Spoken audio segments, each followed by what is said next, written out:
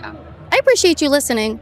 If you still disagree, that's okay, but I hope that you might think about that a little bit more, that we don't know who's coming in. We don't know who's coming in, and we're letting them in here. Sure, they haven't yet committed a felony or whatever, but when we don't know who they are in our system, they have broken our immigration law, we have to hold those people accountable, send them back and say, come in through the right way.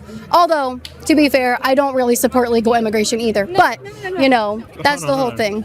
You don't support legal immigration? No. I think that we need to halt. We have way too many people here. We have brought in too many people. I think we need to halt it, take a look at what's going on with our country, deport massive amounts of people. Massive deportations need to happen, and then we can reevaluate who we're letting in and from what countries. Yeah. Interesting. Yeah.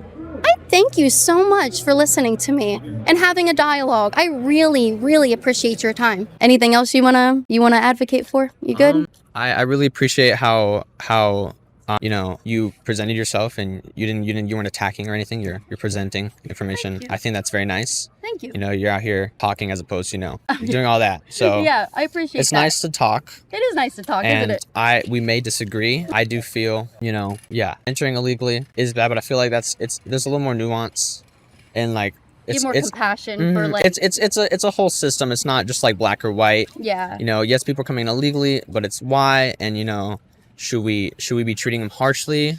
Should we help them come in legally? It's a whole thing. Yeah. So yeah, no, definitely see. It's hard to see like people being detained with their children. Yeah. It's very hard to see that. Yeah. But I don't blame ICE for that. I blame their parents who brought them here, knowing that they broke a crime and they brought their children and involved them in the crime.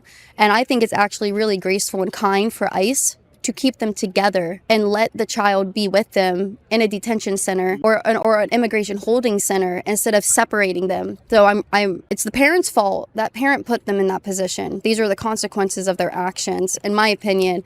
And I'm really grateful that the families can at least stay together and kids can be with their parents as they're going through there.